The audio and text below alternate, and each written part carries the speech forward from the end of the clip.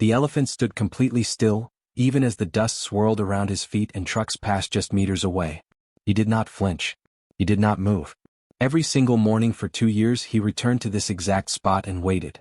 Rangers had seen many strange things in the wild. Injured lions that refused to hunt. Birds that returned to burn nests.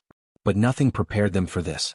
This was happening in northern Tanzania, near the edge of a protected wildlife reserve where the land shifted from open savanna into scattered trees and dirt roads used by local villagers.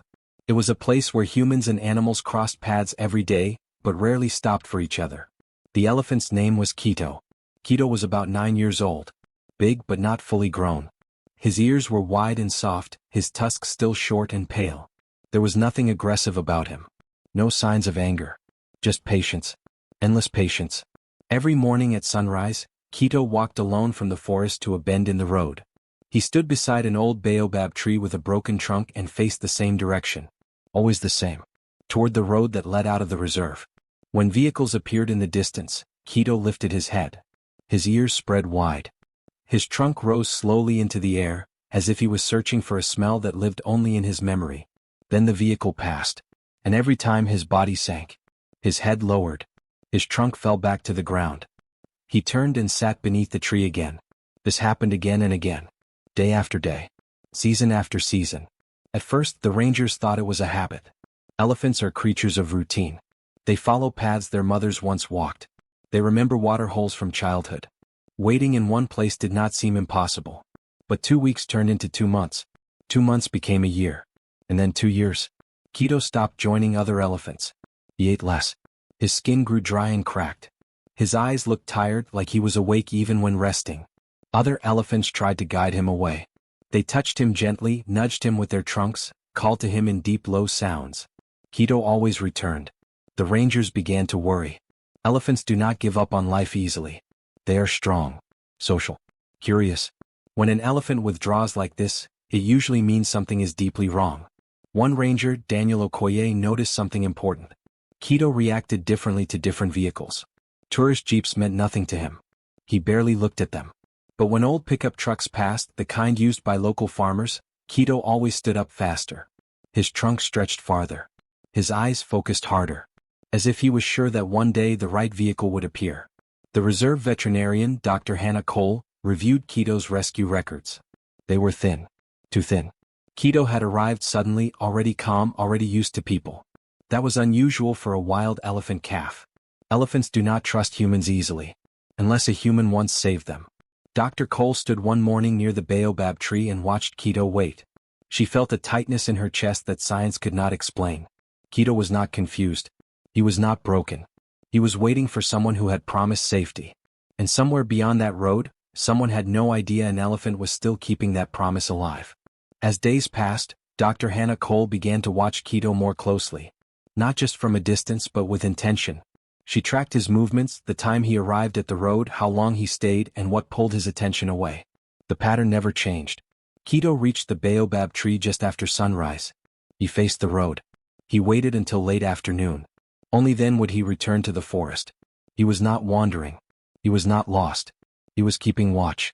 Dr. Cole noticed something else. Kito showed no fear of people. When rangers walked nearby, he did not back away. He did not charge. He simply looked at them, calm and steady, as if humans were once part of his normal world. That detail stayed in her mind. Most elephants rescued from the wild carry fear. They remember gunshots. They remember chasing vehicles. Kito remembered something different. Kindness. When Dr. Cole asked the senior rangers about Kito's arrival 2 years earlier, they struggled to remember details. It had been a busy season. Many rescues. Many injured animals. But one older ranger finally spoke. Kito had not been brought in by wildlife officers. He had been brought in by villagers. That changed everything. Dr. Cole requested the full transfer report from regional offices. After days of searching, she found a short note buried deep in the file. It mentioned a farming community near Lake Eyasi. It said the elephant calf had been cared for by locals before authorities arrived. No names. No follow-up. Just one line. Dr. Cole felt a quiet shock. Elephants form bonds the same way humans do. Slowly. Deeply. Once trust is built, it does not fade easily. If Kito had lived among people even for a short time, he would remember them. Their smells. their voices, their footsteps. And if they left without returning, he would wait. Dr. Cole drove to the edge of the reserve and stood on the road Quito watched every day. It was an old dirt road used by farmers and traders. It connected villages, not tourist camps. This was not a random place. This was the last place Quito had seen someone he loved. Quito's health continued to decline. His weight dropped. His skin wounds healed slowly. Stress weakens even the strongest animals. The team tried moving him deeper into the reserve, but he always escaped back to the road. One night, Dr. Cole reviewed old photos taken during Quito's intake. In one image, barely visible behind the elephant, was a young boy standing near a truck. His hand rested on Quito's leg. The boy was smiling. Dr. Cole stared at the photo for a long time. That was not the face of fear. That was family. The next morning, she made a decision that went against standard rules. She contacted community outreach officers and asked them to trace the village near Lake Ayasi. It was a long shot. 2 years had passed. People moved. Records disappeared. But she had to try. If Quito was waiting for someone, leaving him to wait forever would kill him. Elephants can survive injury. They can survive drought. But they cannot survive endless loss. As Dr. Cole watched Quito stand by the road once again, trunk lifted to the wind, she understood something clearly. This was not an animal refusing to move on. This was an animal refusing to believe that love could simply vanish. And somewhere, far from the reserve, a human heart might still be missing him too. Finding the village was harder than Dr. Hannah Cole expected. There were no clear maps. No street names. Only memory, stories, and patience. She drove from settlement to settlement, asking careful questions, showing the old photo when words failed. Most people shook their heads. Until one afternoon, a woman selling grain stopped and stared at the image. She pointed east. She remembered the elephant. The road narrowed as Dr. Cole followed her directions. Houses became smaller. Fields opened wide. Goats crossed the path without fear. Finally, she reached a group of homes built close together, surrounded by trees and open land. A man stepped forward as her vehicle stopped. His name was Jabari. He listened quietly as Dr. Cole explained why she had come. When she said the elephant's name, his face changed. He did not smile. He did not speak. He simply nodded. Jabari called for his son Malik, now 16. Malik came slowly, unsure why a stranger wanted to speak with him. When Dr. Cole showed the photo, Malik's eyes filled with tears. He had not forgotten. 2 years earlier, Malik had found the elephant calf beside his dead mother. The calf was weak and shaking. Malik stayed with him through the night. He brought water. He sang. He slept beside him so the calf would not feel alone. For 3 months the elephant lived near their home. Malik walked with him each morning. Fed him by hand. Protected him from dogs and curious crowds. Letting him go had broken something inside Malik. Wildlife officers had told the family that visiting the elephant again would confuse him. That forgetting was better. So they stayed away.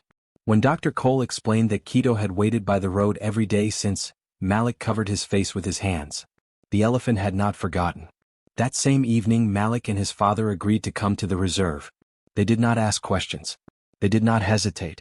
They only asked one thing. Was Quito still alive? The drive back was quiet. Dust covered the truck. The sun sank low. Dr. Cole felt fear and hope fighting in her chest. If Quito did not remember them, this could hurt him more. But if she did nothing, he would fade away. As they neared the reserve road the next morning, something changed. Quito stood up before anyone could see him clearly. His trunk lifted high. A deep sound rolled from his chest. Not fear. Not warning. Recognition. Malik's hands began to shake. Before the truck stopped, Quito was calling again and again, louder each time. For the first time in 2 years, the elephant was not waiting. He was welcoming someone home. The truck stopped at the edge of the road, right where Quito had waited every day. For a moment, no one moved. The air felt heavy, like the world was holding its breath. Then Malik stepped down. He did not run. He did not call out. He simply walked forward, slow and calm, the same way he had when Quito was small and scared. Quito let out another deep call, louder than before. His ears spread wide. His body leaned forward until the fence pressed against his chest. His trunk reached through the gaps, searching. Malik raised his hand. The moment their skin touched, Quito made a low rumbling sound that vibrated through the ground. His eyes softened. His body relaxed. 2 years of waiting seemed to fall away in a single breath. Malik rested his forehead against Quito's trunk. Tears ran down his face, but he did not pull away. He whispered sounds only the elephant would recognize, the same ones he used long ago to calm him at night. Keto stayed still. Completely still. Dr. Cole watched as Keto did something he had never done before. He turned his head slightly toward the forest behind him, then back to Malik. It was slow and gentle, like an invitation. Other elephants gathered nearby. They watched quietly. No tension. No warning signs. The matriarch stepped closer, studying the human boy with calm eyes. Keto was showing them something important. This human was safe. The reunion lasted hours. Malik fed Keto fruit from his hands. Jabari placed his palm against Keto's cheek, steady and respectful. Keto ate more than he had in weeks. His posture changed. His weight shifted forward, strong and balanced. For the first time in 2 years, Keto walked away from the baobab tree without looking back. In the days that followed, Keto's health improved fast. His appetite returned. His wounds began to heal. He started spending time with the herd. He followed them to water. He rested beside them at night. But he still returned to the road. Not to wait. To check. Dr. Cole worked with reserve leaders to create a new plan. Malik and his family would visit on a schedule. Not often enough to confuse Keto, but enough to remind him he was not forgotten. Keto no longer sat alone under the tree. Now when he stood there, his body was tall. His ears were relaxed. His eyes were bright. The place of waiting had become a place of trust. Keto had not been holding on to the past. He had been holding on to love. And love, it turned out, was exactly what saved him. 6 months later, the baobab tree looked the same, but everything else had changed. Keto no longer waited there from sunrise to sunset. He spent his days with the herd, moving across the land, learning his place among them. He played with younger elephants, followed the matriarch, and rested without fear. When Malik's visits came, Keto sensed them long before the truck appeared. He would lift his head, give a soft call, then turn to the herd as if inviting them to witness the moment. The meetings were calm now. No panic. No desperation. Just quiet joy. Dr. Hannah Cole documented every change. Keto's weight returned. His skin healed fully. His eyes, once dull, now held curiosity and calm. The elephant who had nearly faded away was strong again. More than that, Keto had become a bridge. Rangers noticed that elephants near Keto reacted more calmly to people. Younger elephants watched how he behaved, how he trusted without fear. His past had shaped him into something rare. The reserve changed its rules because of him. Caregivers from local communities were no longer erased from rescue stories. They were included, trained, respected. Keto's story spread beyond the reserve. Not as a miracle but as a lesson. Wild animals do not forget kindness. They remember voices. Touch. Patience. The baobab tree still stands beside the road.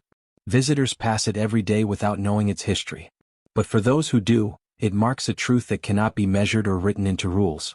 Sometimes healing does not come from moving on. Sometimes it comes from being found. Keto waited for 2 years because love had once found him there. And when love returned, he was ready to live again.